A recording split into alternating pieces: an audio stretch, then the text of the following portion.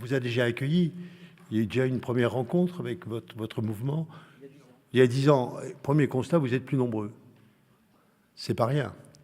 Et il me semble que deuxième constat, on comprend mieux votre démarche et l'objectif qui est l'autre.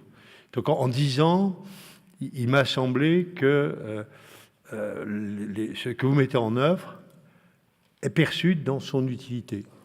Je peux en parler, par exemple, sans notes, sans discours qu'on m'ait préparé, parce que j'ai un vécu très, très, très concret sur une idée très simple, c'est qu'il y a des personnes qu'on ne peut pas loger si elles ne sont pas accompagnées. C'est très simple. Ce qui nous paraissait sans problème avant, on cherchait un logement, on trouvait un logement, puis basta. C'est une affaire purement de comportement privé, c'est fini.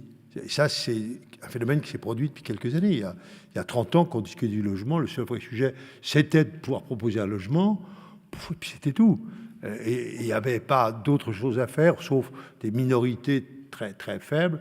Il y a là, aujourd'hui, pour des raisons que vous imaginez bien, les difficultés, la crise, mais pas simplement, si on veut pouvoir loger, il faut accompagner, il faut des structures. Les maisons relais en sont une, et c'est pas simplement les gens en situation de marginalité, mais aussi les gens en situation de déséquilibre mental. On a cette question-là. C'est vrai que l'hospitalisation à l'extérieur fait qu'il y a des personnes dans nos logements, et c'est tout à fait normal qu'on les soigne chez eux. Sauf que s'il n'y a pas assez de contrôle, de suivi, on a quelques pépins. Donc, sur tous les sujets, sur des jeunes, sur des gens éloignés du logement dans leur comportement, sur des gens en situation de déséquilibre psychologique, toutes ces personnes qui doivent être logées avec les autres, c'est pas possible. Et là aussi, c'est la grande ambiguïté de croire qu'on peut tout mélanger. La mixité, alors ça, on se gargarise avec ça, c'est pas vrai. Hein. Alors, on peut mettre au même endroit sans problème les gens venant de tout comportement, totalement faux, sauf si on accompagne. Sauf si on accompagne. Alors, si on accompagne, oui, mais si on n'accompagne pas, c'est du slogan. Et du reste, on va regarder comment sont nos quartiers, ils sont encore extrêmement homogènes. Il y a 10 ans de discours sur la mixité, bon, je ne vous en dis pas plus, sauf que avec vos structures, avec vos démarches, avec de l'accompagnement, on peut le permettre. Et je vais faire une confidence, quand dans notre propre partenariat avec Jean-Yves Gelin, la première fois qu'il a proposé ça, j'étais un peu inquiet. Qu'est-ce que ça va être difficile, comment ça va réagir, parce que faut pas se raconter l'histoire. On a mis nos maisons relais parmi des gens qui étaient déjà en difficulté. C'est pas dans les beaux quartiers de la ville, là où j'ai une plaisanterie. Alors, la première fois qu'on m'a dit on va aller déjà dans un secteur HLM et on va mettre une maison relais dans un secteur HLM, j'ai dit est-ce qu'on n'est pas en train d'accumuler? Eh bien non. À partir du moment où on est accompagné, on n'accumule pas, ça se passe bien.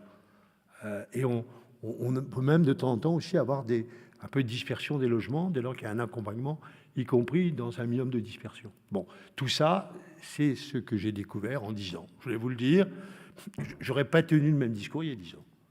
J'aurais tenu un discours de prudence. Oh là là, aujourd'hui, je suis complètement confiant parce que ce que nous avons fait sur le Mans, c'est la meilleure démonstration de l'utilité de votre démarche et probablement des travaux que vous allez faire aujourd'hui sur comment continuer à s'améliorer, parce qu'on cherche toujours à s'améliorer, comment gérer avec les contraintes financières d'aujourd'hui. Vous évoquiez l'évolution, vous voyez, plus charge dans le cas d'une redevance qui n'augmente pas beaucoup. Donc vous aurez ces discussions-là, mais vous allez les avoir sur la base d'un bilan. Et en tout cas, localement, on a 200, 250 à peu près. Oui, 250 logements aujourd'hui accompagnés. C'est énorme. Il n'y avait rien. Il y avait avant les foyers, bien sûr, travailleurs migrants, on l'avait, mais la formule ancienne, hein, où on faisait un truc complètement spécifique pour une catégorie, bon, normal. On a élargi beaucoup et on a aujourd'hui l'expertise. Bon. Et ce qui fait qu'à chaque fois qu'il y a un projet nouveau, le maire, président de la métropole, est favorable et pas inquiet, parce qu'il a confiance dans la capacité de celles et de ceux qui gèrent ce secteur à maîtriser des choses qu'il faut bien maîtriser, parce que c'est pas simple d'introduire dans des logements des femmes et des hommes qui ont des comportements qui sont un peu compliqués par rapport au voisinage. Hein. Là aussi, à respecter le voisinage, à respecter la cage d'escalier. C'est aussi un droit de respecter ceux qui n'ont pas de problème, et pas créer un problème en mettant à côté d'eux des gens qui en ont sans régulation.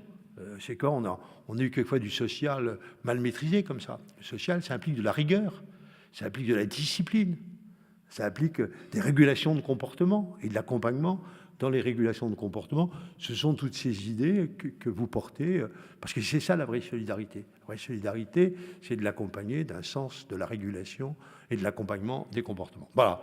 J'aurais dû commencer par la ville, puisque habituellement, un discours, c'est plutôt bienvenue, on est content de vous voir. Je pensais que c'était bien aussi de vous dire comment je sentais, en l'absence de tout discours, il y a 5 minutes, je ne savais même pas que j'allais intervenir. C'est aussi l'exercice qui est le nôtre, on doit changer de sujet, mais c'est pas mal. Ça permet de vérifier si on a en tête, sans avoir besoin de préparation, et je vous regarde, je crois que je n'ai pas trop dit de choses contraires à vos philosophies. Bon, ça a l'air d'aller. Et donc, je voulais vous exprimer ma confiance. Alors, au-delà de ça, vous restez 2 jours. Vous allez pouvoir découvrir une ville que peut-être certains d'entre vous ne connaissent pas, alors, qui a un paradoxe. Elle est très connue internationalement par rapport à une course, et elle n'est pas connue dans ce qui est son originalité réelle, qui est vous êtes dans une des plus vieilles villes de France. Peu de nos concitoyens savent qu'il y a la plus belle muraille romaine avec celle de Constantinople et de Rome. C'est une réalité, une ville ancienne où est né Henri II Plantagenet, le fondateur de la dynastie, que vous aurez l'occasion de découvrir. Donc cet élément très original. On essaie de percer, de casser un masque, le masque de la course, qui est intéressant par ailleurs, pour montrer que derrière cela, il y a une ville historique extrêmement intéressante.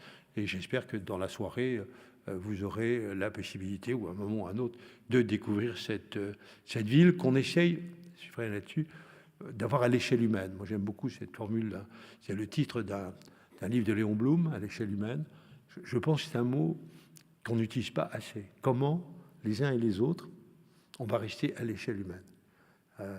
C'est pas simple, mais je pense que c'est un vecteur de mobilisation et de rassemblement. Et alors, s'il y a bien, je crois, quelque chose que vous essayez de faire, c'est justement de construire l'échelle humaine dans le logement. Merci à toutes et à tous et bons travaux.